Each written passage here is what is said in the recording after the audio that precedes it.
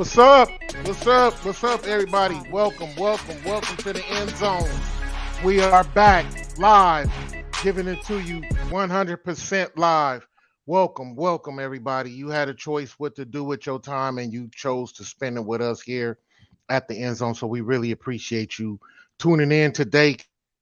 Continue to subscribe, continue to like us. We really appreciate having you here, truly. We got our regular crew here today. And we got a really good show planned out for you. We got Hen Dog in the house, we got Reggie in the house, and we got Jamel. Welcome, fellas. How y'all doing? Yes, sir. Yes, Good, sir. good. Ready to rock. Ready to rock. All right. So What a lot of things what up, going on. James? What up, folks? What's up? What's up with it, Jay? A lot of few things going on in the NBA. Real exciting news. Today is the first day of the WNBA opening up their series. Um, it's a lot of buzz around Caitlin Clark. I believe they playing the Connecticut Sun today on the road actually, and so I believe her first home game is either tomorrow or Thursday. So, fellas, talk to me about your thoughts on the WNBA, the buzz with her coming in. How's that? I saw her first preseason game. She looked pretty good. Average scoring for a preseason game for a rookie coming in. But talk to me about your thoughts on how she's looking and what to expect from her throughout this season. And I'll start with you, Hen Dog. What do you think? Oh man, first of all, I would like to say that they bringing a lot of buzz to the WNBA, which is good. It's good for their sport. It's good for their Hey, brand. is that to It's me? good for the That's to me, players. James. It's gonna add revenue. Jersey sales is up. The attendance is probably gonna hit record breaking since the That's to me, WNBA James. has been a thing. So all of it is just positives. As long as it's good basketball being put on the court, it should just do nothing but uplift the brand. So I'm excited for them. Hopefully my wings start doing something. But I'll be watching Caitlin Clark see if she lives up to the hype. But Yeah, I'm excited for the WNBA. that's good. That's good. And I'm actually cheering for the Wings also, being that Got we to. out here in the DFW. I attended a few games last year and had a really good time, man. They did pretty good. I think that guard, the point guard, is awesome, man. She can handle the rock. So, what you did say about the WNBA is headed in a good direction. And from what I've been told, Caitlin Clark had made a few comments that actually got them. I want to say the way that they travel, they should be traveling a little bit differently. And she voiced her opinion, and they actually listening. So, talk to me, Reggie, about your thoughts on the direction of the WNBA and how you think Caitlin Clark is going to fit in and how she's looking right now. Well, like I'm gonna like Hen Dog say, yeah, it's looking good, but we got to. I don't want to get so caught up on Caitlin Clark because she hadn't done anything to me. You got those other trailblazers in there, Tarasi. Um, you got the Liberty Girls. You got Sue Bird. Those are the people that were behind the scenes complaining about the situation, how they travel, all that. They the ones got that change. Caitlin Clark can get nothing changed. Those are the Hmm. females that grinded, that's been grinded in the WNBA. They got that change. She's reaping the benefits. Now she need her and Angel Reese, they need to build on it. But they're the one that got the change where they're flying charter and they're getting first class service. But I will say for the WNBA, and people think it's gonna move fast, you have to be patient because I was listening to the WNBA commission and she made some true point. The NBA have been around 200 some years. WNBA hasn't been around but like 2 decades almost. So you got to Hmm. be patient and build on what you have. You just can't instantly come in and say, well, I'm gonna make what LeBron James make. I'm gonna make what Steph Curry makes, because you're not bringing in that revenue like they are right now. But they trying to build. If they build on top of that, I think they can get to happy medium and with the women in the male sports where they'll be real happy. You are absolutely right, Reg. Matter of fact, I want to say the WNBA started in 1997. I want to say somewhere around that. Yeah, somewhere 90. around 97. And so you absolutely correct. Um, and very true with the salary. The way you looked at it. Matter of fact, you think about, well, you and I are probably the only ones that remember back when Magic first came in the league. Magic signed a lifetime contract with the Lakers, was only making $1 million. Yes. $1 million, man, and that was a lot of money back then. Yeah. However, look at what Reggie Point. Look at the transition to where the NBA is now, with players getting over 50 million a year. That's outrageous. Not saying that they don't deserve it and they shouldn't get it. I'm just saying, look at the transition from where we are now to where we used to be. And so, really, great point on the fact that the WNBA is building. They starting to make get arenas specifically for them, and so it's coming along. I think it's coming along really good, and I think the future is really bright for them. And they need to put in work, like you said. And I'll bring up a point after I get Jamel's thought. Jamel, we're talking about what do you think about the WNBA? First game for Caitlin Clark today, but what do you think about how the WNBA is heading and what she's doing for the league? You still muted, Jay.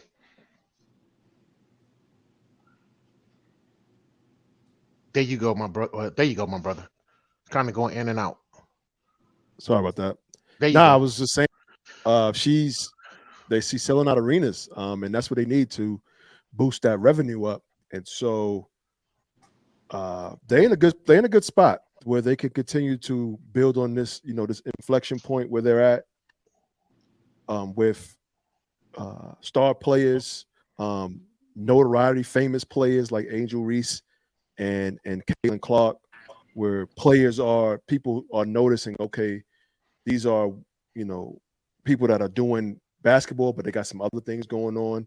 And these organizations, these sponsors are willing to put some money behind them. And you're going to see, you're starting to see, which is cool, even a lot more NBA players are supporting the NBA. One of the cool things is that their biggest demographic of growth is men.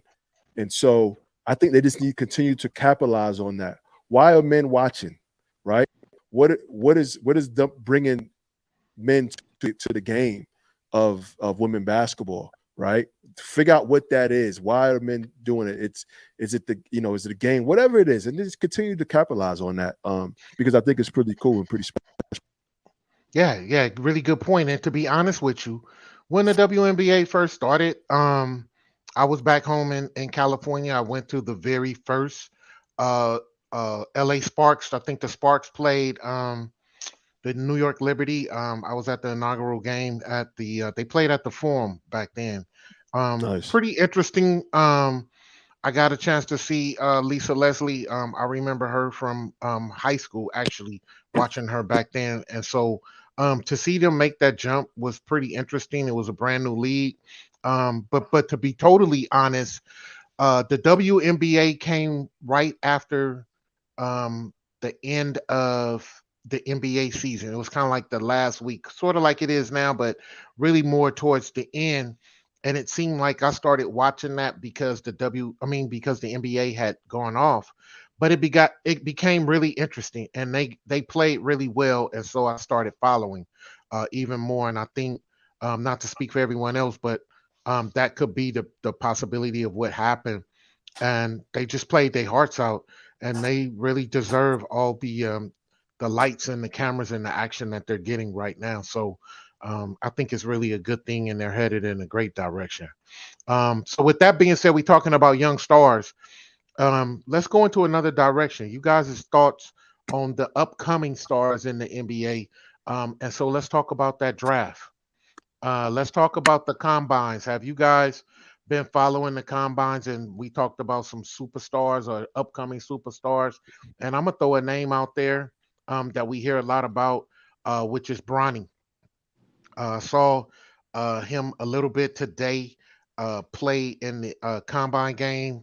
He looked okay. But give me you guys a start on the combine and maybe Bronny, if we throw a name out there. Talk to me about that. So I see we got my main man, Paul. Paul, how you doing, bro? Welcome back to the show. I'm good, man. Thank y'all for having me. How y'all doing? We I'm good. doing it. What's We up, Pete? good. We good. So Paul, we talking about that combine. Were you able to check that out? What are your thoughts about the combine and these young Thundercats getting their feet wet a little bit? Yeah, man, I've seen a little bit of it.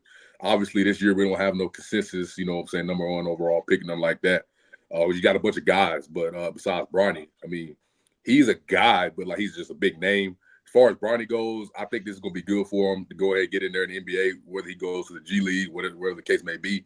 But I think he's going to be good. I think he'll be good to get in there with the grown men. And I think he's going to be really good. He might be one of the best players in this draft when I'm talking about career-wise, not coming out. Not the first 2-3 years, but career-wise. And you made it. That's a good point because business wise, he's already creating a buzz, and he hasn't Right. even been drafted yet. So you really on a good point with that. And of course, his dad leading the way. He has no choice but to be successful in a sense. The path is paid for him. So I Right. think that he could be heading in a good direction. Good point. Good point.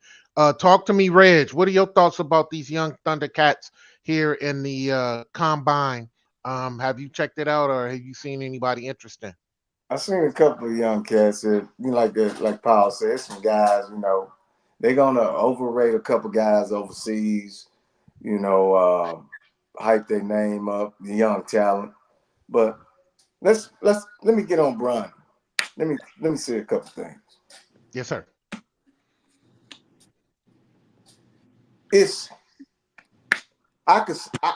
I know I've been watching college basketball for a long time, and it's a bunch of guys out there way better than Bronny. He's getting his opportunity. I understand he's dead, all like that. But that kind of stuff, to me, it kind of puts a bad taste in my mouth because only 60 guys get to go to the combine, NBA combine. He's not the top 60 guy in the United States. He's not a top 60, let me correct myself, basketball player for the draft. I have a problem with it, but I have to deal with it. But I'm speaking on it. I have a platform. I'm going to say it.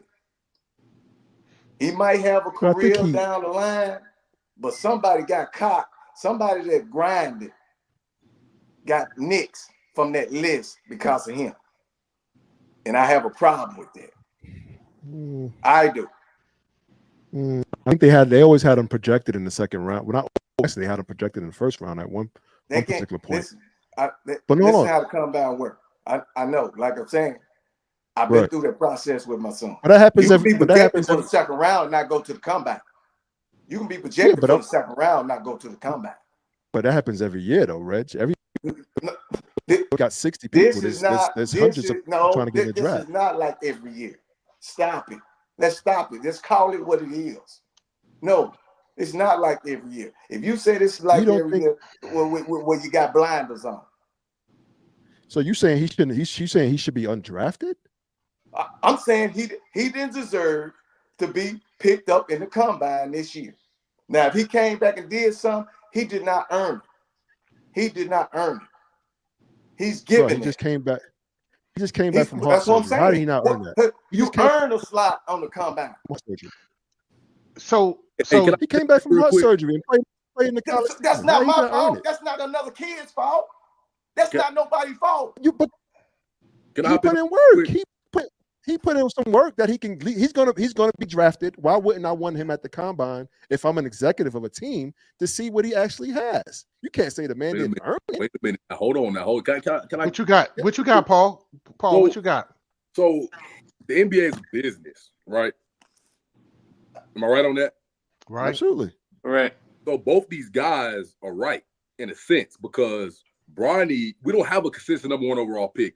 Bronny's the one that's going to get everybody talking about the draft and all that kind of stuff, right? But at the same time, he don't really deserve to be where he's at right now. You know what I'm saying? I'm with Reggie on that, but NBA is a business. So they had to, the NBA trying to push his name out there because this draft is really, it's like, bro, like who's going where? Nobody don't care. Nobody don't care about this draft. The only thing they care about is where is Bronny going. That's it. Am I right about that or wrong? It's a business. Well, in a sense, only because this particular draft, there's not a lot of powerful names That's coming what out. There's I'm saying. not a lot of people coming out. However, to both Reggie and Jamel's point, Jamel, let me ask you this: do you think Bronny is one of the top 60 players in the league? I mean, and coming Sure, out right now? I do. I think he Seriously, is. I seriously right? think he is. I have a comparison for Bronny. I think Bronny's going to be an Avery Bradley type of player. He's very smart on the basketball court. He's super athletic. Okay, so you mean to tell me that he shouldn't be there as a top 60 guy in the combine? Absolutely, he should. He should be there, knowing that he's going to get drafted. He's going to get drafted. I want to, as if I'm an executive, I want to see how he competes against the top talent. Period. Business. I He didn't I, ask me I about his think spot. more I think more business. If you go back to what Reggie was saying, Yeah. some guys that got nicked. Yeah. You got guys in the G It League that happens, we really. But let me finish. You got James. guys in the G It League. happens every year, though. It But we happens talking every about year. Bronny. We talking about Bronny right now. We ain't talking about every year. We talking about this year, and we talking about Bronny. You got guys in the I'm, G League that have put in some work that really don't get a lot of television time. Yep. Just they get less television time than the college players right now. So you got Well, guys no, well, that have well, have hold on. You can't put the G League guys in there. Not if they didn't come from. They didn't go to the because G League guys are already pros, so they're not getting drafted unless they'll stay in that development league for the G League. I forgot the name of the G League it's team called the that they G did. G It's League because it's a pipe. Ignite. You the got ignite, yeah, the ignite. the Exactly, Ignite. You got the two. Ignite You got guys. you got two players. I'm looking at right now. You got what is it? Matthias Bazelis, G League Ignite, and then Ron Holland, the second. You got two Right. guys projected in the top 10 draft, but it's more than that. You got guys overseas. Well, like you said, they may not be in the developmental league, but there's a good side to both you guys' argument. But I would lean more towards Reg. I think that goes back to a segment we had with football. You got lot of guys that's going to be on that basketball team. That if let's say Bronny gets drafted, and you got a lot of guys in that locker room that's looking at Bronny. You just took a spot from my boy that put in a lot of work that can make this team a championship team right now. Bronny needs about 2 or 3 more years to develop. He's not coming in to improve anybody's roster right now. So when you draft, you looking at potential. Most of the time, you looking at potential. What can they do for us right now? If we draft in the first round, second round, what can these players do to improve our roster? And right now, a lot of these guys on the team, Kentucky, I want to say, has two guys projected to go in the first round. I'm wondering, would they have stayed in school had their coach not left? So you're looking at a lot of different things that are these players really ready? This is a pretty Kentucky, this draft class is not. Go ahead. Kentucky, they recruit one and done guys. So I'm pretty sure Yeah, they was really looking at the league because that's how Calipari recruits. yeah, pretty much, So Yeah. pretty much. That's Yeah, true. pretty much. I will say that. Yeah. Hey, give me your thoughts on Yeah, what we talking about. yeah, real quick, fellas. On the Bronny situation, I think Bronny will find his way to an NBA team and on the NBA court because of the things he was able to do. A lot of people looked at the stat sheets when it was coming to the college game. The college game isn't for everybody. And I always thought his game would be better for the NBA than it would be for college, simply because it's a faster paced game where athletic guys are able to get easier buckets. And plus, he's a willing defender who played at a position all year for USC. He was pretty much delegated to the wing when he's a guard. He's a good on ball defender that is a willing defender. He's willing to scrap for loose balls, and those are the guys that fill out for role players. Those are the guys that your eighth and ninth man off the bench. Those are the guys that are going to get those minutes. The ones that you don't have to put the ball in his hand for him to shine. I think he reminds me of another NBA legend son, Gary Payton II, and that's what I see him being. That kind of guy, a guy that can just come in, play a couple different positions, play out of position, be a willing defender, use his athleticism to get buckets when he can, and then also be able to stretch the floor by able to hitting the shots because 3 and D is a premium in the NBA. They looking for 3 and D guys, and that's what I see him as a 3 and D guy that's willing, that's a willing defender, that's played alongside stars because Isaiah Collier was at USC with him, and he had to defer. So he already has that mindset. Well, I'll defer. I'm not just LeBron James' son. I'm trying to be on the court. So that already goes in a long way with me as far as saying, hey, he could have came in and said, hey, I need the ball. You know who my pops is? He said, no, I'll play my role and I'll do the dirty work. So just that in itself, I think the young man gonna get a shot. He may get a shot, but the only thing is, Yes, he gonna get a shot. Yeah, but It's if you compare him, come on, we all know he gonna get a shot. But if you compare him, I'll use your Gary Payton comparison. Gary Payton's son didn't get drafted. He didn't go And to he the balled. combine. And he did well. He played Oregon Come State. on, guys. We watched him. I watched him when I want to say Oregon State went to the tournament. When Gary Payton was there, he did. He went through the G League. He played with multiple G League teams. He's undrafted. Yep. To get where he is. So what you telling me? You compared him to that. So Bronny shouldn't be undrafted. You say he should be undrafted? Who says Gary Payton should have been? Who says Gary Payton Jr. should have been undrafted? Obviously, scouts and NBA people get it wrong all the time. There's a lot of undrafted players that make rosters. There's a lot of guys that come from the G League and make rosters. Just because a player gets drafted doesn't mean he's going to stick in the league. And just because a player doesn't mean he can't fight his way onto a team. I know that. To me, it doesn't matter where you get drafted, when you get drafted, yes, it does. and how you make it to the team. As long as you find a way to stick, you have to find a niche on the team. And to me, Bronny has a niche. A guy that's a willing defender, a guy that can stretch the floor and shoot threes, a guy who's going to scrap and get loose balls, which we've seen at USC. Everything is not just black and white in stats, especially when it comes to college where everything is slowed down. I ain't talking about stats. I played the game of basketball. I ain't talking about stats. I played at a high level. I watched the game of basketball. When I'm telling you, when he was on the court, he didn't show me that. He didn't show me that. That's what I'm saying. I'm an honest broker. No. If he come back another, I don't know what you're looking at, Rich. Yeah, I seen a guy that was scrapping for loose balls. I seen a guy that was a willing defender. Hey, look, man, I'm with Reggie on this one. I'm with Reggie. Y'all ain't honest broker. Y'all looking at the hype. Y'all believe in the hype, both of you. I think to be fair, I think more of Jamel and Hen's argument would be more towards the business. I would ride with Reggie and Paul. We know it's a business. Yeah, I would ride with Reggie and Paul. He's not realistic. He's not ready. He's not ready, Jay. I mean, he's not ready. I understand. We all understand he's not ready. But some players don't get drafted for being ready. They get drafted for their promise. Okay.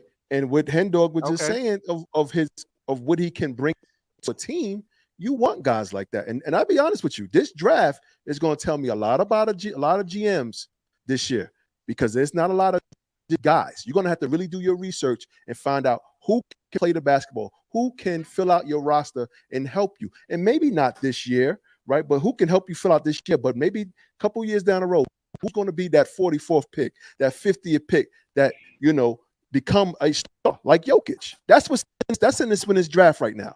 We're going to find out who can evaluate talent. Hey, okay. 100%. Tasha, we got a good subscriber. She's always on there. Tasha said, "Tell me what your eyes see," and that's what she say. So, thank you, Tasha, for that comment. Hey, I'm gonna say this. Y'all eyes bad. Hey, go to the eye. Hey, what pick do the Warriors got? What pick do the Warriors got this year in the draft? Have to look it up. I don't know. We're gonna have to look that up. We're gonna get our producer. Whatever pick they got, y'all call me crazy, but I'm taking Bronny with that pick.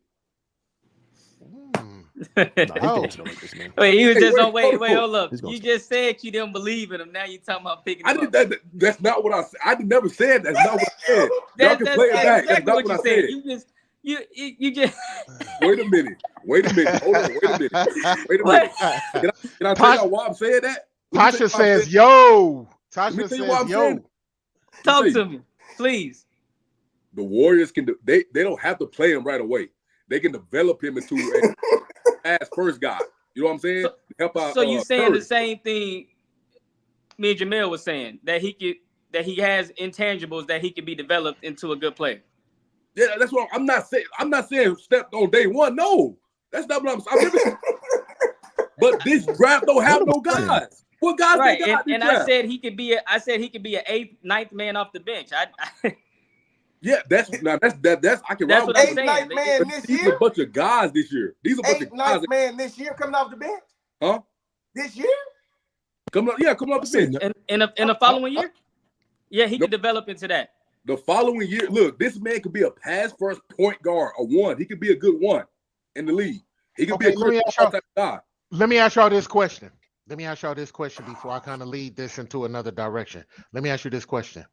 How many years do you think it'd take for Bronny to get to where he needs to be? 3. Paul says 3. What you say, Jay? A couple years. I give him a couple You years. give him a couple of years. What you think, Hen? I think it just depends on the situation. It honestly depends on the situation. If he plays with his pops, it's gonna be this year. If he don't play with his pops, it's gonna be a little while. No, man, no. If he plays with his pops, he gonna find a way on the court. No. So earlier Jamel said the GMs are gonna show us. I honestly don't believe. I honestly don't believe a GM is going to waste, and I'm not saying it's a wasted draft pick to draft him, but I don't see a GM that's trying to develop a team, the upcoming teams like Houston, like Detroit, like who else is upcoming that didn't make the playoffs? San right now? Antonio. San Antonio, absolutely. Matter of fact, Atlanta had a first pick.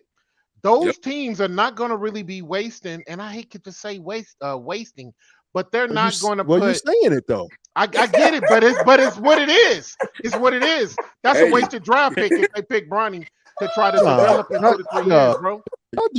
Y'all doing Bronny dirty, man. Wait a minute. Y'all doing. We talking about business. We talking about business. It's not like it's not like it's no. Y'all not talking about my business nephew out. because y'all not. It's not. Y'all not talking about business. Y'all because what y'all fail to realize is that if you have a skill set, you can make it in the NBA, especially with defense. Come on, guys. That's a fact. Bro, ain't nobody arguing with you on that. Nobody's not saying that. If he's saying it's a wasted pick, he's not there. he's saying it's a wasted pick. No, he's You're not there. saying he didn't there. earn a combine. Come on, man. Y'all Hey, all these guys are waste to pick. Ain't nobody that no guy. These are just guys they got in the draft this year. All of them guys. All right, look at this direction, Jay. Look at this direction. This year, he earned it. This year, the NBA. This year is a different year that the NBA has shown us that the younger guys are really coming into their own in the league. Would you agree with that? Look at the younger teams. Let's look at Minnesota. I think Denver is probably the team in the league right now with the most older veterans, so to speak. I think that, right?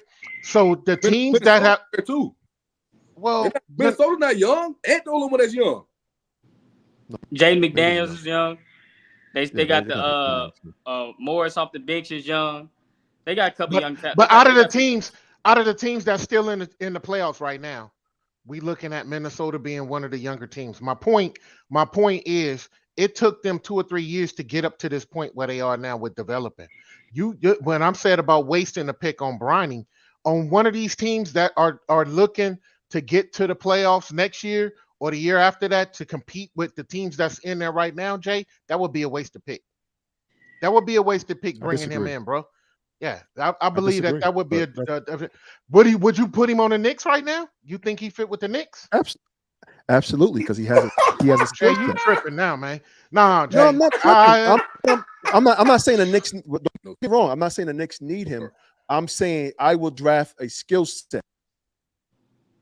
I'm drafting a skill set. He is a good defender. That's like Hendog said. That's willing to defend. It's evident. I want somebody like my team. You know why? Because that's contagious. Okay. That's why the Warriors need to pick. Come on. Okay. So let's go into the NBA right now where we are. Let's talk about the Knicks. Right now the Knicks are playing Indianapolis. That series really is going well. We talked earlier off camera about how the league or how now things are a little bit different. A lot of teams that went in thinking they were just going to blow these teams out. the tables have turned in a sense. So talk to me about that series right there, and I'm gonna get you started. Start this off since we talking about your Knicks. How is that Yes, looking so sir. far? Right now, Knicks are up Well, by 10. Right yeah. now, the Knicks are up So by we live 10. right now. The Knicks up at 10. It's the Knicks gotta try to get this series done in 6 if they want to try to advance to that finals. And the reason is being because of the way they only playing 7 guys. Some of the starting players are playing 48 minutes. So game 4 was just a dud because they were tired. They was tired. They was ready to get back home. They're losing bodies. They need to get OG back on the court. If they can get him back on the court, and I don't know how healthy he'll be. It's just one of those things, man. But they're scrappy, man. And I'm not gonna say the Knicks won't be there because they're very scrappy. And when you think they're down, they're gonna continue to fight. And so I think they will get out of this series, without a doubt. It may go to 7. I'm hoping it goes to 6 so they can get. Okay. Paul, talk to me about your thoughts with the Knicks and the Pacers right now. What do you see in that series? Man, honestly, man, I'm really surprised with the Pacers. I thought this series really gonna be done in 5. I thought Knicks was gonna sweep them or gentlemen sweep them, either one. But they've come out and play hard, and I actually think the Pacers gonna go ahead and advance to the next round, just to go ahead and play for second. They're gonna play for second place in the East, but because I got Boston, man. I got Boston go to the finals, man. But I just think this whoever come out of this series, they just playing for second place at this point, man. But I like what I've seen from the Pacers, man. I like it. Okay. Even though like I said, I counted them out, but they proved me wrong. So I'm gonna ride with the Pacers on this one in 7. Okay. Oh, okay. That's a different twist. That'd be interesting on Jamel to give a rebuttal back on that. Talk to me, Hand Dog. Your thoughts on this Knicks Pacers series? I'm actually surprised that the Knicks ain't burnt out yet. With the amount of minutes these guys is playing and Thibodeau running them into the dirt, it's nothing short of amazing that they still making it to the court on time. Even if the Knicks get past, like he was saying, even if the Knicks get past to the next round, Boston will do away with them. I don't think the Knicks gonna have enough left in the gas tank because the Pacers they came to play. They said we're not just gonna roll over and let y'all do us any kind of way. But I do think they'll make it past the Pacers, and I think the Celtics might rout them. But I mean, the Celtics will give up a game, but I think they're gonna rout them. So my thoughts are, who wants it the most? If you ask me, who really wants it the most? I think New York came into the playoffs really not with a chip on their shoulder, but something to prove that they deserve to be there. Boston, I think needs to show us that they can not only just come out of the East, but they need to make a definition point. And this is something that had been talked about over the last month. If they don't make this particular win, if they don't win not just this series, but if they don't win, say the NBA championship, should that team split up? Is that just a bust? So Reggie, I'm leaving that for you to clean this up. What are your thoughts on this New York Indianapolis series and how that's going for the Knicks? Dog hit it right. Coach Till, he's burnt. I knew it was just a matter of time. Your legs and your body. You playing like I don't care how much in shape they playing, skipping one day and going playing 48, 46, 45 minutes, and it's just they're wore down, and it's unfortunate they got a lot of players hurt, but I don't think uh, the Nobly he's coming back because that hamstring. When you get a hamstring ailment like that and a big guy like that, it's Yeah. hard to just come back off it. It's hard. It's hard because I pulled my hamstring when I was in college. I was slim, and hey, it's just you don't play with that confidence. Mm. You scared to move and like that, even though they got better treatment now. But I think New York might get past this series, but I think it's gonna go game 7. I think it's gonna go 7, and it depends on the wear and tear of the Knicks. How much they get pushed in that game 6. If Indiana pushes them in that game 6 real hard, and it goes real back and forth, Indiana has a chance, but I think it's gonna go 7.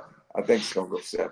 And what's really interesting is they play a long season, man. They play a really long season, and you coming into the playoffs where the playoffs are really the intensity is at an all-time high. It's at a whole nother level. The record that they had during the regular season, who was number one, number two, number three throughout the regular season, means nothing. Right now, you see them fighting for their lives. And like Reg and like Hendog said, um, the wear and tear on their bodies were they built for this type of series, where they built to go this long in the playoffs, because you still got another series to go. Yes, sir, Mr. Jamil. So I just want to make one point in regards to you saying that they're gonna be wore down and things of that nature in the playoffs, right? One you got to remember is Tibbs battle tests his teams throughout the season, so they're battle tested for the playoffs. Now, will they be wore down? It's possible, but when it comes down to being ready, his teams are going to be ready, and they may have a dud, but when they get to these next rounds, and sometimes some teams may not be ready. Maybe the Celtics are, but we've seen the Celtics put up a dud. In the case against the Cavaliers, the Knicks, they're going to be ready for that series. Why? Because Tibbs has put them in position to know that, hey, you're going to play 40, you're going to play 46. They've been doing it all year. The issue that they're having now is not the logging of the minutes, is that they don't have the body. So if they get some more bodies, the series against Boston that I'm saying is going to happen, it could be interesting. That's all I'm saying. Don't just say they don't have the chance because they're going to be tired and all that. If they get some more bodies, if they get Mitchell Robinson back, if they get OG back, they can probably make some noise. That's all I'm saying. Okay, well, before I get to Reg, hold on, Reg. I'm gonna tell you right now, they should not even be dependent on Robinson, bro. He haven't played one playoff game, like Reggie said. And you look at Embiid, you can't come back in thinking you just gonna step in and make a difference. And we talked about some teams. We talked about some teams playing better without certain players. Like, for instance, we made a comment about Minnesota playing pretty good without Gobert, and Gobert came back, and some of the continuity is not the same. So sometimes bringing certain players in, the Knicks have been playing pretty good without. They've been playing pretty good without the players that they don't have. The problem is what we're talking about. Played Robinson. So Robinson did play. He just got hurt when he tackled him. He got re-injured actually when Embiid tackled him. For that layup. And again we was talking skill sets earlier. With Robinson, it's a skill set. That's why you want him on the floor. You want him for his defense and his rebound and his blocking shots. That's all. So you don't have to do much. You just want him for that skill set. So I believe right now you thinking with your heart, bro. I think that New York is an absolutely great team. I think they're a great team. I'm not going to even say they're a good team. I think that they could be a great team, and they're a great team develop into even a greater team. But I don't think I don't see them right now. I'm gonna stay neutral. I'm gonna stay neutral because I really am pulling for New York, but I got Boston coming out of the East, bro. And so Reggie, give me your thoughts before we get too deep into this Eastern Conference matchup. What were you gonna say? Back to what Jamil said. He talked about Tibbs. What have Coach Tibbs won? Coach Tibbs did his teams like that in Chicago when he had Derrick Rose. Mm-hmm. Derrick Rose, he part of why Derrick Rose's career was short. All that wear and tear on his body. Coach Tibbs has to change, man. You got guys that's making $1 million on that bench. You say you develop players, play them players. You can have players at least 3 to 2 minutes, 2, 3, 4 minutes, and get those other guys a breather. That's coaching, man. So don't tell me about no Coach Tibbs. Coach Tibbs ain't won nothing. He was an assistant under Doc Rivers when the Boston Celtics won. He ain't won nothing since he was head coach. Right. Until he makes some adjustments, then I'm going to give him some props. Okay. Did he not turn around the Timberwolves? Did he not turn around the Timberwolves? Every team he's coached, he's turned them around. What you Knicks call hasn't done turnaround? nothing in What 20 you call years. turnaround? He got his team What right you now in call the turnaround? semifinals. The Knicks haven't been in the semifinals in. What's your No. call? We're not gonna go all the way to the championship. We're talking progress, right? If my team is a perennial, he make a progress. perennial lottery team, and now that you have them in the conference finals, conference semifinals, of course, that's an improvement. Man, we need chips, man. We need rings. If you want to talk about that, okay. And then my question: you want rings, but it takes time to get there. Absolutely right. It takes time. My question rings, question to you, Jay, when you talking about turning around and you mentioned the Timberwolves, who did Tibbs draft on the Timberwolves? I don't remember who he drafted. I don't think he drafted anybody. The Timberwolves was a set team just like Golden State. When Mark Jackson drafted most of the players, you got Kirk came in and all he had to do was sit back. All he had to do was sit. Jay, you gotta call certain stuff what it is. You gotta call certain he's stuff a coach, what it is, dog. bro. He's not the GM. He's not drafting anybody. He's improving the players. No. Listen to what I'm saying. Golden State, I use Golden State. Golden State already had a stacked team before Kirk came in there. Kirk, you could call some plays and do some timeouts and all that. That team was already ready to do what they did, no matter who they had coaching. No matter who they had coaching, Jay. So when you talk about the Timberwolves, I asked you who did they draft? Right there. No, I'm asking you who did they draft? Who did Tibbs draft that he turned into say a major all-star that team was already ready. That team was ready to do what they doing now. Whether they had Tibbs or not. He may have drafted Cat, but what I'm saying is he's the coach. He has to cultivate a culture and bring a team together to be successful. That's the definition of a coach. He's not a GM to draft team talent. Down. I get it. But he wears them down, but he also gets them battle tested for moments. Jamel. He has to change. But I necessarily don't agree with that. I think it comes with whatever team you have. If you got a strong 7 that you feel confident in, if that's what works for you in your team, I think every team is. That's just my opinion, though. Okay. And I think in his case, I think this team right now, especially with all the bodies that have fallen, I think he feels like I got to go with this 7 right now, and I don't have a problem with that. So let me ask you this, Jay, before I get to Hen Dog segment. Do you think that New York has a solid team? You said they may play 6 or 7 or 7 or 8. I think the rotation is right now. And like we're hypothetically putting Boston into that Eastern Conference Finals. Do you think that New York has the bench and they have the bodies like Boston to get through that series? Probably not, but here's the thing.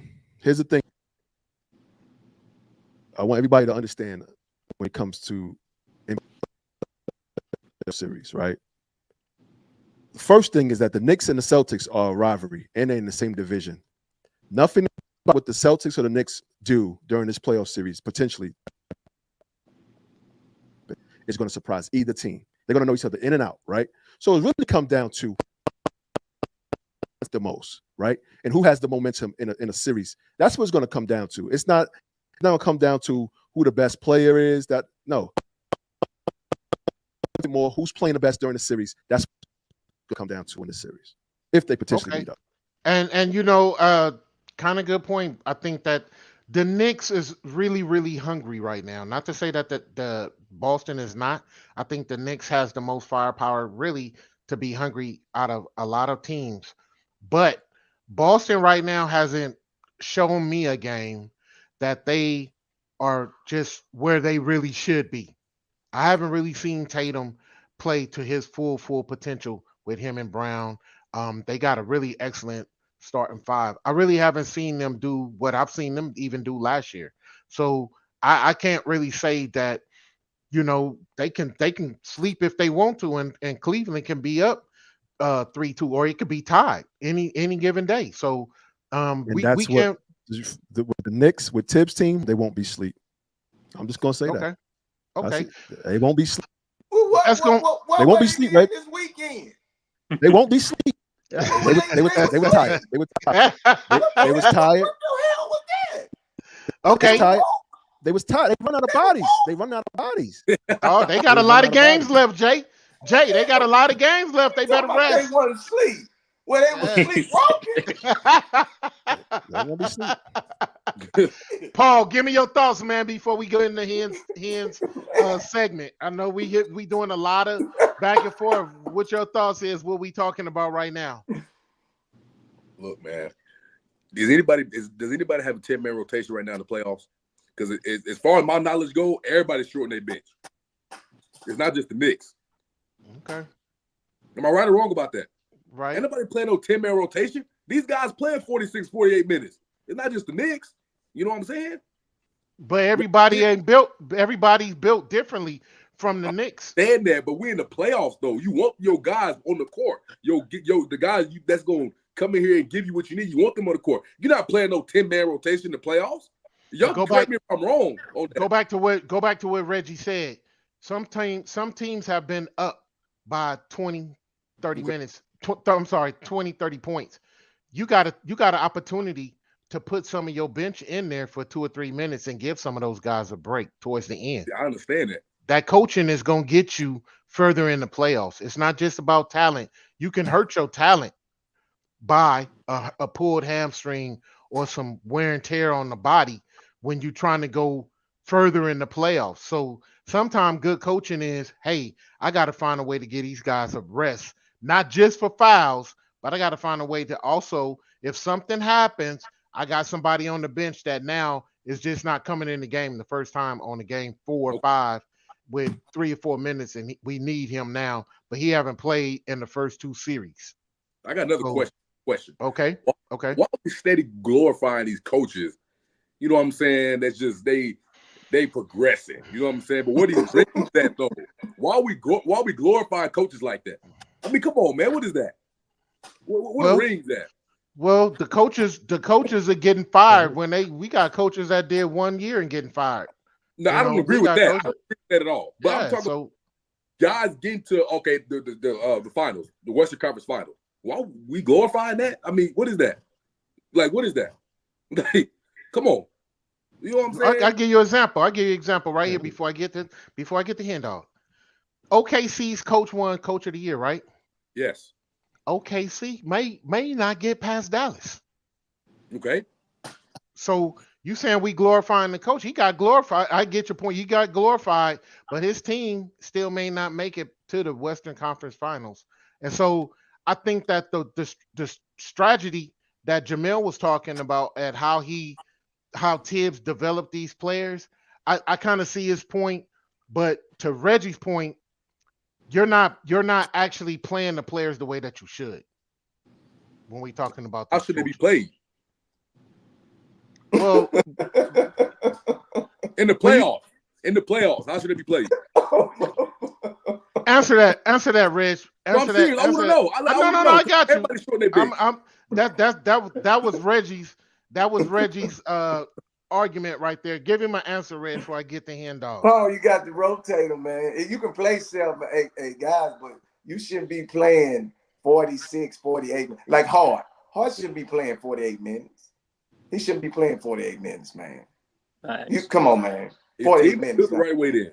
The team ain't built the right way. If he got to do that, and that's coaching. That's coaching, Jamel. If the team is not built the right way, man. No, it's some of Tibbs' philosophy. He's especially in the playoffs. But again, like he gets his guys ready for moments like this. They already been working towards this. So okay. Not saying I'm not saying it's right. I'm not saying it's right. I'm not saying it's the best coaching philosophy. But that's Tibbs. That's everybody that play for Tibbs know he's an old school guy. That's what I'm, So. Okay. Hen, take it away What's up, with your segment. Talk to us. All right. So for this edition, Straight Talk, No Chaser, I got to go and transition to the West Coast real quick on the western side of it. My Dallas Mavericks. We got a problem. Year after year, we make excuse after excuse after excuse. It was the team's not tough enough. We're not built defensively enough. Then you go get guys like drafted Lively. Go bring a Gafford in. Go get a Derrick Jones Jr. You have Josh Green, guys who are willing defenders that either come off the bench or in the starting lineup who are defending some of the best players in the world. And then you say, well, he ain't got help. You go get a guy like PJ Washington who does both sides, who's been leading us in scoring for the last 3 games, and it just doesn't seem like enough. All signs are pointing to my star player, the guy I defend the most. Luka Doncic has to step up, or we will not win against OKC.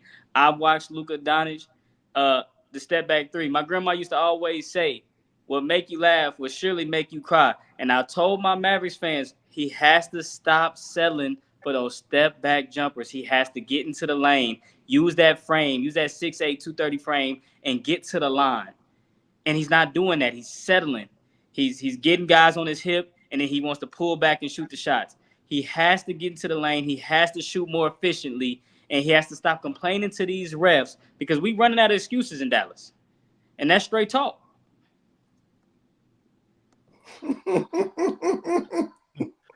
I think he's injured. Han. I think You he's say he's injured. Everybody's Yeah. banged up at this I know time you of the year. want to. That's not an excuse. Yeah, but he's Everybody at this time of the man, year is you banged are up. Everybody's dealing with an so, ailment. You play 82 games, you're gonna be dealing with something. That doesn't excuse the fact of playing sloppy basketball. When you're settling and it's 2 seconds into the shot clock and you're taking a deep three. Well, I'm gonna be honest. I'm gonna be honest with you, Hand Dog. The game has developed totally different. That's gonna be another show. But the game right now is totally different than the way that we've known the game to be, say, 15, 20 years ago. In which ways? These guys is you got a center, first of all, shooting threes. When you say selling for Uh, threes, the center right now won't get 3 or 4 touches in the middle before anybody shoots a three. Back in the day, the center or power forward is going to touch the ball 2 or 3 times before a shot go up. You got guys right now coming But down, what is pulling that? up What as soon as they cross half court, pulling from a three, and you got a center pulling the three. You got Joker pulling the three. that You still got doesn't Cat take pulling away the threes. fact that you could take smart shots. I'm watching the younger guy on the other side, Shea, get into the lane and get his floater up, get into the lane and take mid-range shots. Just because the game changes doesn't mean you have to play bad basketball. Yes, we're not. I'm not talking about going to a post up where Daniel Gafford is on the low block and we enter in the post 5, 6 times a quarter. I'm talking about taking high percentage shots and those step back fadeaways with 2 seconds off the shot clock are not high percentage shots. Those are not good shots. It don't matter what era of basketball you're talking about. That's not good basketball. It's not. But we It's You not talking get a 2 about guy, seconds. so if you run a so pick and roll and you get a guy on your hip and you bail him out by taking a deep shot, then it was all for nothing. When you get that pick and roll and you get a guy on your Right. hip, you take him down low and you go get you a high percentage shot or get to the free throw line. so you saying Luca takes a lot of not good percentage shots, correct? Yeah, and yes, he has not been taking. You're not hitting the threes, right? Even if you hit him in the regular season, right now you're not doing it. Now you have to adjust. It's My just like a understanding, fight. If my someone is hitting you and you're not able to get hits back, you got to start adjusting. You can't keep doing the same thing over and over and over again well, I'm gonna stay and in the West expecting a Coast. different result. I'm gonna stay in the West Coast, but a lot of y'all was wanting Luca to be MVP. That ain't MVP caliber, dog. I'm gonna just MVP hit is you a with regular that. season is a regular season stat. He did Nah, very well in the regular season. He was he the was scoring taking those captain. same We're shots. talking about the playoffs. We're He was talking about taking the those playoffs. same shots. His Well, game ain't changed. well, I was arguing with Reggie about the same exact thing last week. And Daniel, he's off. I get it. He does need. I agree with you. And Reggie basically saying the same thing last. So I agree with you. He's been off. My argument to Reggie last week. Reggie laughing. Reggie. What my argument was? My argument was that you want us, but that's his game. I still want Lucas shooting those things, dog. Right? Because when they go down, it changes the dynamic of the game. Because that's his game. That's what we did have that argument last week, and I took a shot at Hand Dog with the Luca being the MVP, but Luca argues with the ref a lot. That to me, when you're arguing with the ref, you can't get back on defense. Number one in transition. So right now, that's taken away from the team. But you guys are I think hyping up the players for certain things. But right there, that was exposing Luca for taking non-good percentage shots, and that does happen. well the thing And with we talked about him. I the thing want to with say, Luka for me. Jamel, you said My bad, he takes about 30 something shots a game, my bad. right? 30, 35 shots a game. Is that taken No, away from he's other no players? he no he no he averages 34, right? He averages about 34 during the regular season. We in the playoffs now. Like him, So dog said, you got to adjust. He no ain't no no averaging no 34 no no now. he was actually Mm-mm, Exactly. mm-mm. no I agree with you. He's way off. He's way off. I agree with you guys. But I think the issue is not his shots. The issue is, and James was alluding to this about right? The issue is the maturity. He has to the season in shape. He's using the season to get in shape. Now that we're in a playoff, his body is breaking down on him. He did not body, right? It's he's probably he's injured. I think it's more so that it's a season and guys are banging on him that his body is not able to hold up. Kind of what happened with Anthony Davis last couple years, where his body was just breaking down during the playoffs. That's what's going on with Luka right now. His body is failing him. I Well, I will don't know if say it's this. failing him because he didn't put the work. I will say this in Dallas's defense. They have an excellent veteran guard in Kyrie that is really kind of saving them from some of the mistakes that the Dallas Mavericks are making. Right now, that veteran guard is able to control, in my opinion, the tempo to be able to make some of those other players do what they got to do. Now, Luca throws a lot of good lobs and is a good, I guess, transitional player, looks for his teammates. But right now, you got to have somebody else to control when the game gets out of so control. And right now, Kyrie is balling out of control right now. So I Not think He last didn't do that it last game. night. Not He didn't do it last well, last Nah. well, game. He yeah, didn't do it last night. maybe not last game, but come on, Game guys, out of four, the game series, four, game four on Kyrie.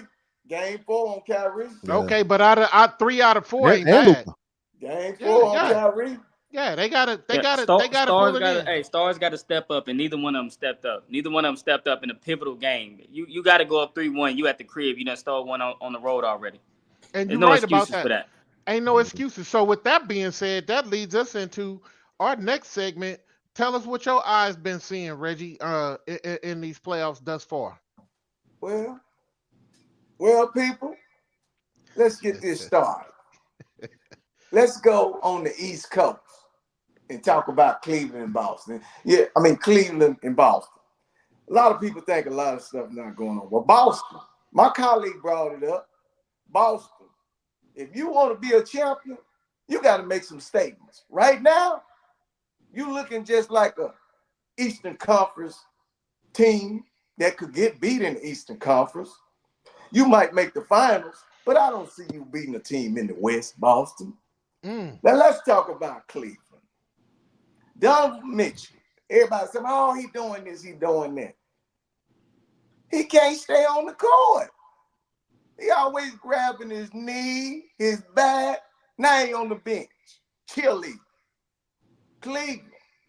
I know LeBron came to the game. Cleveland. Don't get caught up in that game with LeBron. Focus on your young players.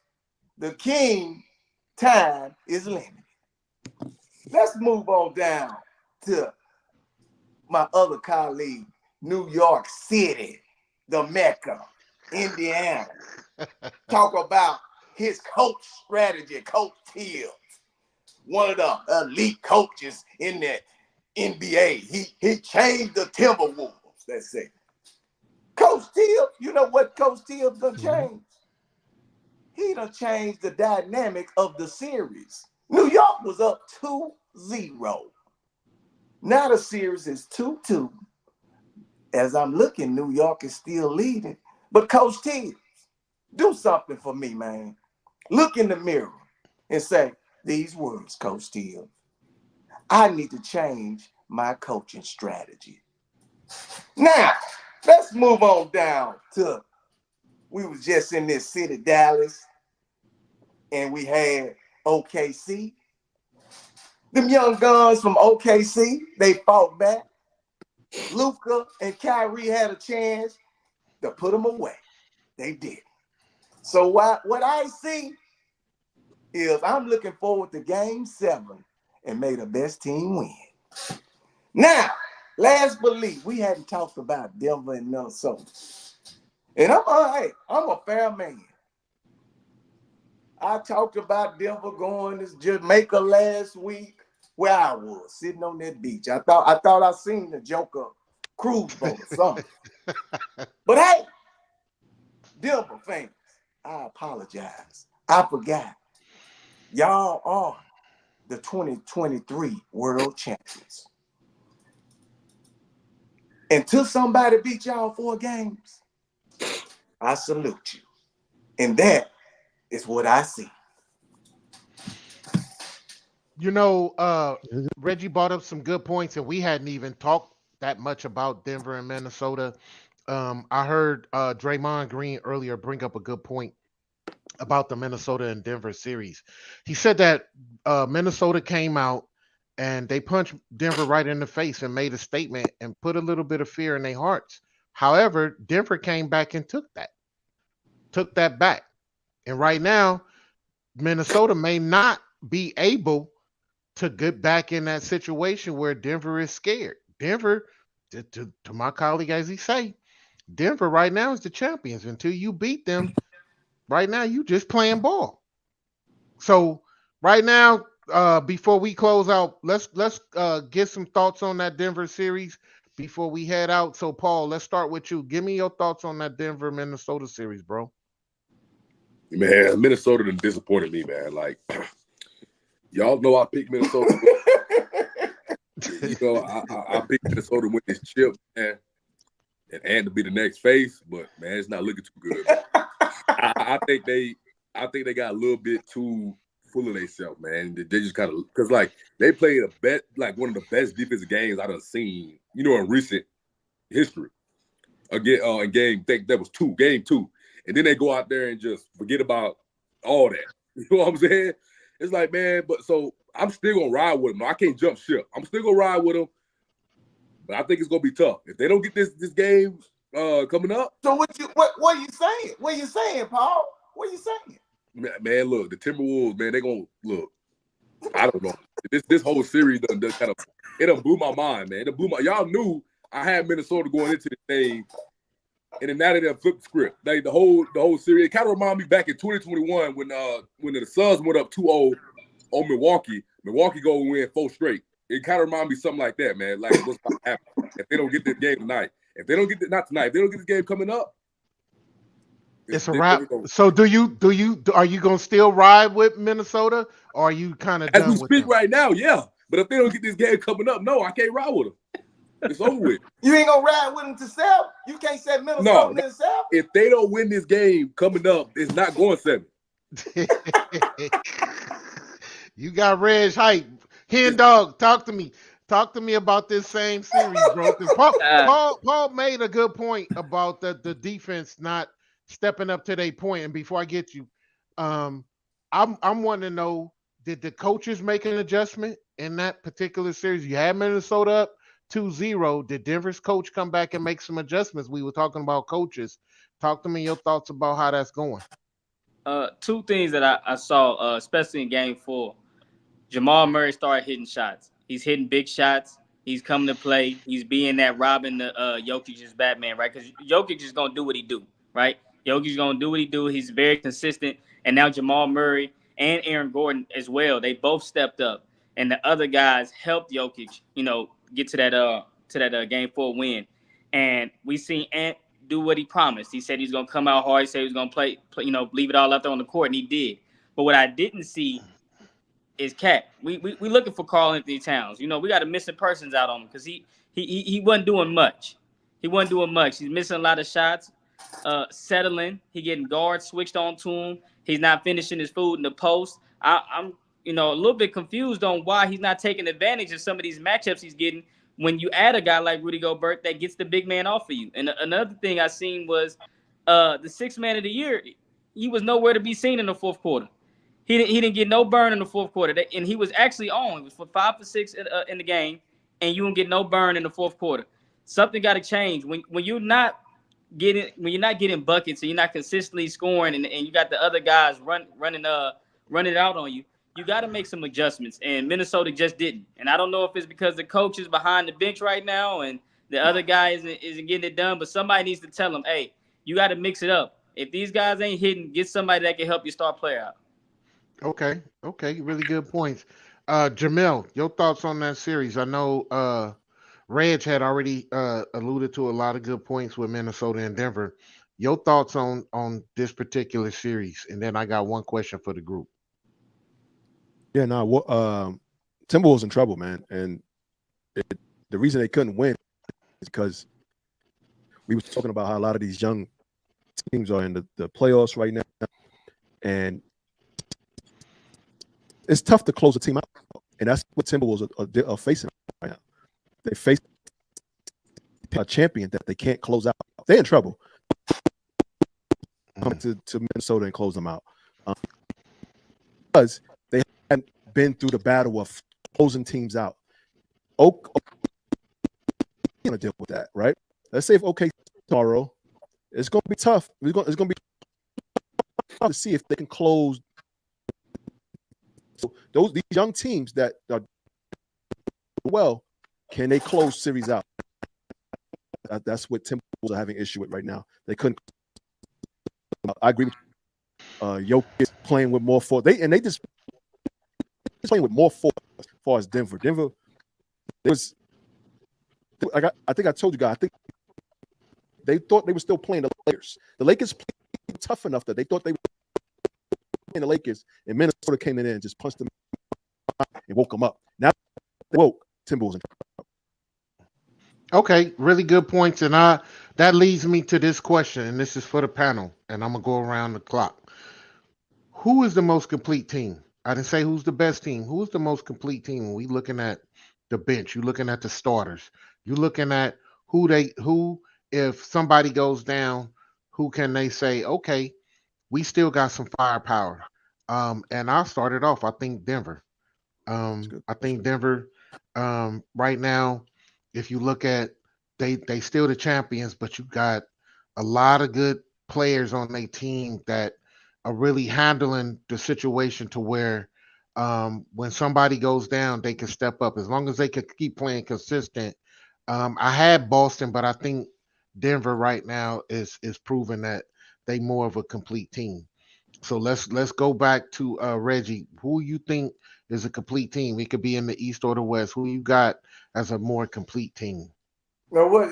Break that down for me. You talking about? So if you saying if a player goes down, so Right. you saying Denver is the best team. If Murray goes down, they're gonna still succeed. Compared to every other team in the playoffs right now, I think so. Ooh, ooh. No, it would have to. It would have, even though they're not playing well for nothing, it would have to be Boston. They got the most depth. It would have to be Okay. Boston.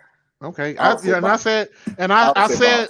I said Boston hadn't showed us nothing. Tatum or Brown could go down, and I think they could still compete at a high level.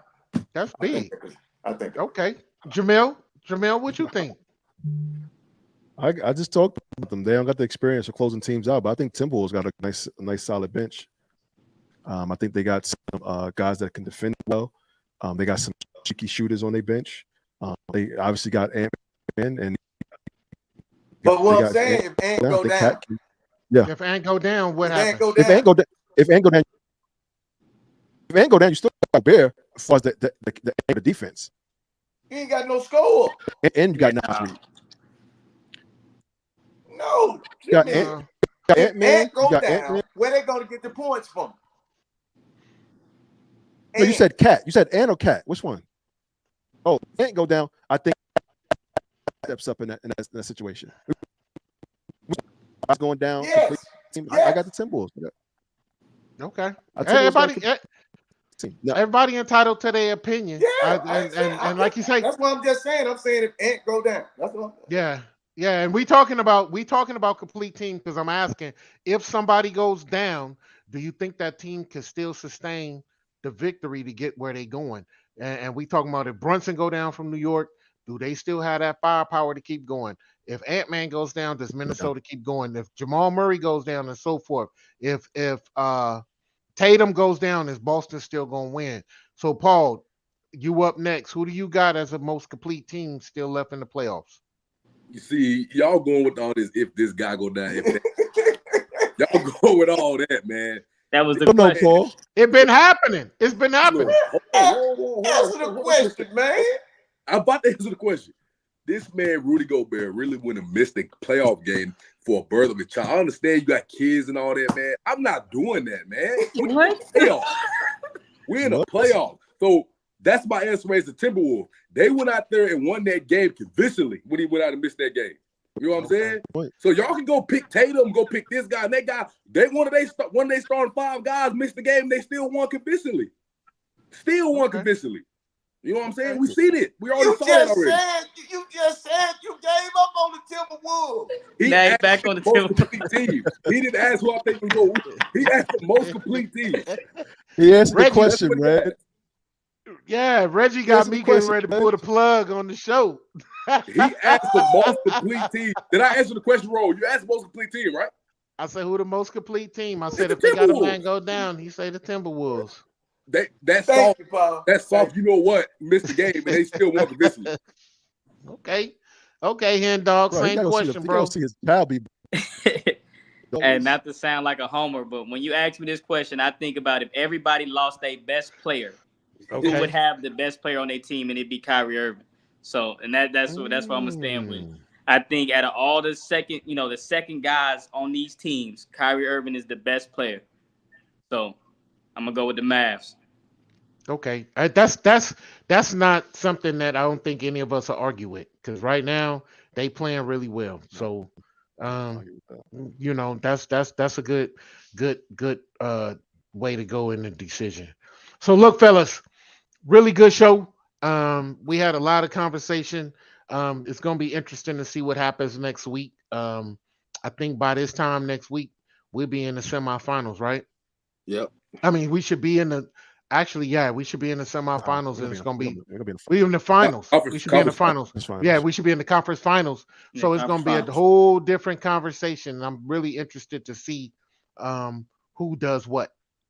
Um, as always, we got to thank our fans. We had Tasha come in and really make some good comments for us. We always like to thank our faithful fans. So, Tasha, thank you for your comments.